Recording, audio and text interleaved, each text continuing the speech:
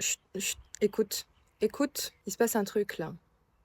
T'entends pas ce qui se passe parce que t'écoutes pas, parce que t'es pollué par du bruit, c'est pas pareil, hein. Le bruit, c'est pas des paroles qui résonnent, c'est pas des choses qui se passent, c'est pas le changement qui est en train de te chuchoter comment il arrive. Si tu te laisses polluer par ce que les personnes disent autour de toi, par ce bruit de la vie, par tes angoisses, par ta peur, par ta projection, par ton retour dans le passé, par tout ça, t'es pas du tout au bon endroit parce que là, tu dois être dans l'instant présent.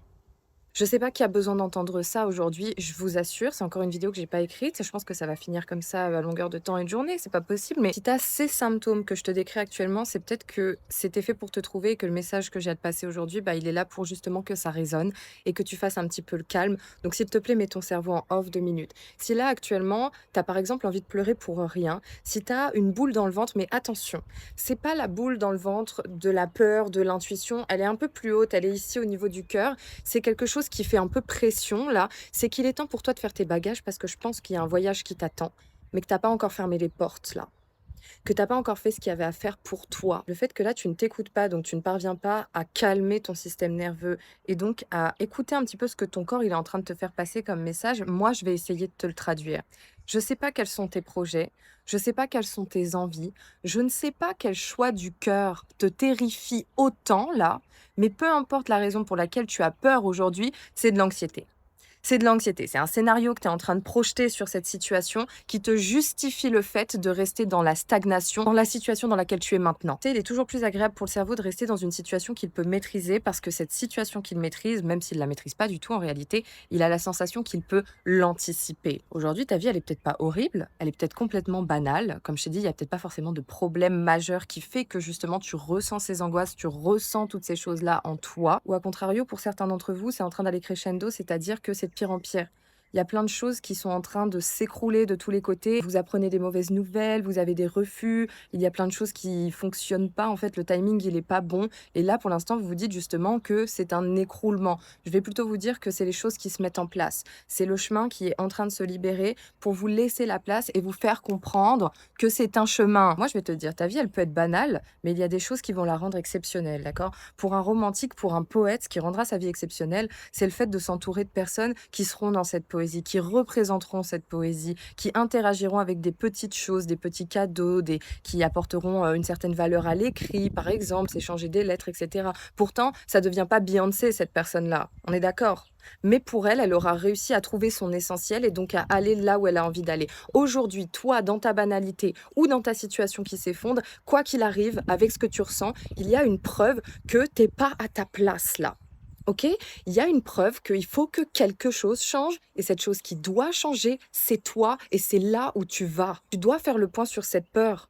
Tu dois faire le point sur pourquoi est-ce que ça me fait peur. Parce que souvent on se dit oui mais parce que j'ai la peur d'échouer. Non, c'est parce que tu as la peur de te retrouver là où tu as envie d'aller. Et quand on a réalisé un rêve, eh ben, qu'est-ce qui se passe? Faut trouver un autre rêve en fait. Et aujourd'hui, ton contrôle et ton confort, ils te répètent non mais t'es bien là, non mais trouve un compromis, non mais fais comme ci, fais comme ça. Alors qu'en fait, tu veux que je te dise, c'est ton corps qui crie.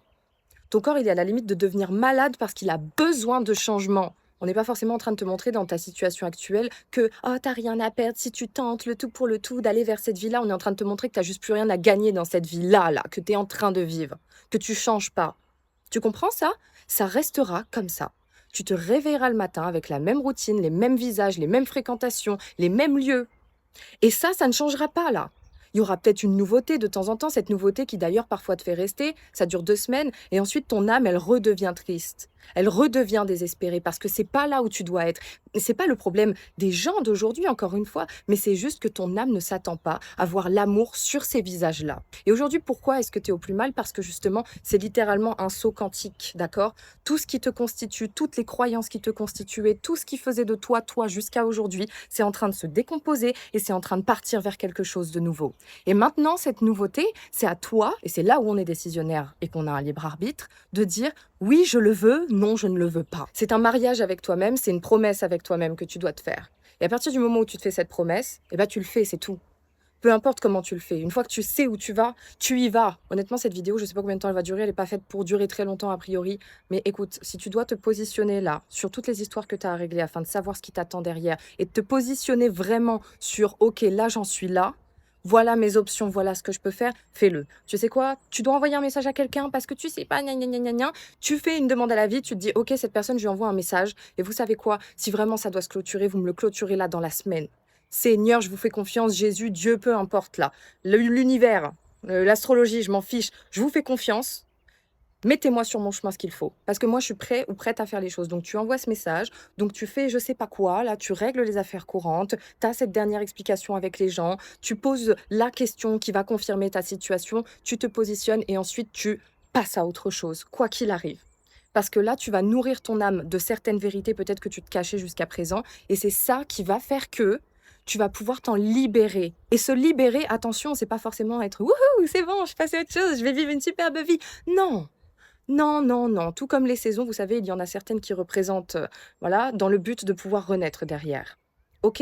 Donc là, c'est toi, c'est exactement la même situation dans laquelle tu es. Tu as besoin ensuite d'extérioriser ce que tu as été. Donc peut-être que oui, là, tu as besoin de pleurer parce que tu sais que déjà, c'est en train de se produire comme ça, qu'il y a un changement qui est en train de se faire et c'est juste qu'il n'est pas acté dans la matière, là. Faut que tu arrêtes encore une fois d'être dans cette réflexion de tu as tout à perdre ou je vais perdre ou qu'est-ce qu'il y a? Mais qu'est-ce que tu peux perdre? Qu'est-ce que tu peux perdre? Rien n'est à toi dans ce monde. Rien. T'as rien à perdre. Là, t'as quoi à perdre? Ta stabilité, la stagnation que tu connais, les trucs que tu anticipes, le confort. Parfois, certains, vous avez du confort dans du chaos, des choses horribles, un quotidien horrible avec des gens qui vous rabaissent à longueur de temps, qui vous respectent pas, qui vous disent que justement vous serez bon à rien. Et vous êtes là, «Ah oui, oui, c'est vrai, oui, bah peut-être que c'est vrai que c'est compliqué». Écoutez, qui ne tente rien n'a rien. Cette phrase, elle est toute bête, hein. Bah, c'est pas une grande citation, et cetera, je suis désolée, mais elle est vraie. Et dans qui ne tente rien n'a rien, ça se décline sur tout, ça se décline sur toi, d'accord? Peut-être que là, ça fait, un moment que tu fuis une relation, que tu fuis quelqu'un, que, la vie pourtant ça te remet ça sur ton chemin 1000 fois, mais tu te dis: «Oh non, mais peut-être que je suis pas la bonne personne pour elle, peut-être que je suis pas l'homme ou la femme pour cette personne-là». Mais deviens cette personne-là plutôt que de perdre ton temps dans des activités qui ne riment à rien de toute manière. Si jamais tu veux lancer un business, «Ah oui, mais j'ai pas les compétences», ça s'apprend. C'est pas la peur d'échouer, c'est la peur de te taper la honte au début parce que tu vas pas savoir et que ça fait peut-être un moment que tu as quitté les bancs de l'école. Voilà la vérité. C'est que tu as peur de ta honte, tu as peur de: «Oh, mais là, les gens vont me juger». Tu as peur de quelque chose sur l'instant T, mais tu te projettes déjà dans quelque chose qui va échouer. Commence déjà par faire les choses maintenant et ensuite tu verras plus tard. Tu veux partir voyager à l'autre bout du monde ou dans un pays parce que de toute manière tu as fait le tour de là où tu habites, mais vas-y, fais-le, fais-le. Prends cette détermination, trouve-toi quelque chose, commence étape par étape, vous voyez? Là, c'est parce que vous avez encore une fois ce trouble dans votre tête et c'est pour ça que je vous ai dit de début: «Chut, zip it, on se tait». Parce que si tu commences par une seule chose, il y a tout ensuite qui va venir se forger et c'est comme ça que ça marche la vie. Une action va engendrer 1000 éléments derrière. Si je prends mon exemple, il n'y a pas plus factuel, hein. J'ai habité pendant mes premières années d'études après le lycée dans une ville qui était j'ai fait des super rencontres, j'ai fait les rencontres que je devais faire dans ma vie, celles qui devaient rester et cetera, celles qui devaient s'acter, mais pour le reste, c'était horrible parce que ma place, elle était pas là-bas, d'accord? Donc les études, ça se passait super mal, les profs, ils étaient atroces, on me rabaissait à longueur de temps, les fréquentations, franchement, c'était un downfall absolu. Qu'est-ce que j'ai fait à l'arrivée des beaux jours? J'ai pas attendu une seule seconde, vous savez? J'ai pris mon téléphone comme ça, j'ai pris mon PC, je me suis dit: «Bon, déjà, faux départ sur les études, c'est pas ce que tu voulais, tant pis. Essaie de trouver un truc qui te correspond, en tout cas là, maintenant et peut-être que ça peut se décliner sur autre chose après, plus tard, on verra bien». OK, j'ai recherché sur internet, j'ai trouvé une ville qui avait l'air pas trop mal, une école qui avait l'air super bien. J'ai tout de suite envoyé un mail, j'ai tout de suite contacté les personnes et cetera, en mode: «Est-ce que c'est possible de rejoindre votre programme? Je sais que les inscriptions, c'est peut-être un petit peu short, mais voilà, est-ce qu'on peut négocier?» L'école m'a accepté. Mais ensuite, voilà, tout s'est décliné derrière parce que vous savez quoi? Ensuite, il fallait chercher un appartement. Ensuite, bah, quand j'ai fait ma rentrée, j'ai rencontré des gens et puis ces gens-là, ils avaient peut-être déjà une vie dans la ville où j'ai été. Donc bah, j'ai rencontré encore d'autres personnes et puis vécu ma vie et j'ai eu mes petits endroits et j'ai fait ma vie là-bas comme ça. Ça a commencé comment? Par une recherche, par postuler quelque part. Et une fois que j'avais postulé, j'ai fait ce qu'il y a à faire et c'est comme ça que j'ai bâti ma vie derrière et c'est encore comme ça aujourd'hui que je fonctionne. Et la vie que tu as aujourd'hui, elle a commencé exactement de la même manière. Ça s'est joué sur une rencontre, ça s'est joué sur un hasard d'une situation, d'un événement ou quoi que ce soit. Ça s'est joué au culot parce qu'un jour, tu as tenté quelque chose et arrête de vivre dans cette nostalgie de «Ah, avant j'avais plus le courage de faire les choses et aujourd'hui je l'ai perdu, mais c'est peut-être parce que je vieillis». T'es en fin de vie? Faut qu'on t'envoie à l'EHPAD? Non? Tu es encore capable de bouger tes jambes, tes bras ou en tout cas d'utiliser ta tête? Bah, alors fais-le, c'est tout. Tant que tu es capable de faire quelque chose, tu peux pas trouver l'excuse de: «Ah mais si je le fais pas, c'est à cause de ça». C'est pas possible ça et je sais que ça ne va pas faire plaisir ce que je vais dire, mais c'est de la fainéantise. Parce que oui, il y a de la peur, hein, mais la peur, elle justifie beaucoup le fait de: «Ah mais non, mais bon vas-y, c'est pas le moment pour moi d'apprendre à faire ça pour pouvoir être dans ce domaine-là. Ah mais c'est pas le moment pour moi parce que j'ai déjà tellement de trucs à faire à côté. Ah mais là, oui, mais c'est parce que je fréquente cette personne, donc on a des projets en commun, donc je ne peux pas le faire», non, c'est de la fainéantise, c'est des excuses. Si tu te nourris d'excuses, tu sais, les gens, ils s'en fichent, hein, de pourquoi, tu pas encore, fait ci ou ça. Les gens, ils vont juste constater que tu es quelqu'un qui ne fait pas. Autant que tu le constates, hein. C'est juste que tu nourris une désillusion. Donc ma chérie ou mon grand, c'est pas parce que vous avez un copain ou une copine que vous ne pouvez pas faire vos projets, d'accord? Vous êtes encore 2 êtres à part entière. C'est pas parce qu'il y a un «nous» qui s'est mis entre 2 et que vous vous êtes complètement oubliés dans ce «nous» que là, ça veut dire que c'est ça y est, c'est la fin, c'est acté, hein, non. Si par contre la personne, elle te laisse pas faire tes projets, elle te laisse pas réaliser tes rêves, vous êtes pas une équipe. C'est ton Ops que tu as en face de toi. C'est ton ennemi. Il dort dans le même lit que toi. Ensuite, c'est pas parce que tu as atteint un certain âge ou alors que tu pas encore atteint cet âge-là que tu peux pas faire je ne sais pas quoi. Ça, c'est pareil. Si toi, tu sais que tu es en capacité de faire les choses, tu le fais, OK? Je connais une prof à moi qui était une excellente prof, c'est probablement une des meilleures et il y a même des élèves qui ne s'en rendaient pas compte tellement elle faisait un travail en off sur eux, mais ça se voyait à la fin de l'année, parce que c'était lié à l'éloquence, à la prise de parole en public et cetera. Elle est restée sur les bancs de l'école jusqu'à 30 ans peut-être. Elle a peut-être une coupure, elle y est retournée beaucoup plus tard et cetera, mais c'était une femme qui était friande du fait d'apprendre des choses. C'était une femme qui n'avait absolument pas peur du regard des autres et résultat, aujourd'hui, elle avait la vie qu'elle voulait avoir, elle avait sa place, elle était complètement dévouée aux autres grâce à tout ce pourquoi elle a travaillé pour y parvenir. Elle a dû travailler sur elle-même, devenir d'abord cette personne elle-même pour ensuite appliquer sur les autres. Moi, je délivre ce message comme ça. Je sais pas quel est ton rêve, je sais pas quelles sont tes ambitions, mais deviens la personne qui gère l'entreprise que tu as envie d'ouvrir. Deviens le partenaire que tu veux être et que tu veux avoir en face de toi afin que tu sois sûr que c'est un bon effet miroir et fais le pas vers ça. Parce que vous savez, c'est bien aussi, par exemple, quand on dit oui, mais il faut passer du temps seul, il faut être seul pour savoir ce qu'il nous faut derrière. Bah oui, mais après, il faut le tester aussi en relation, ça.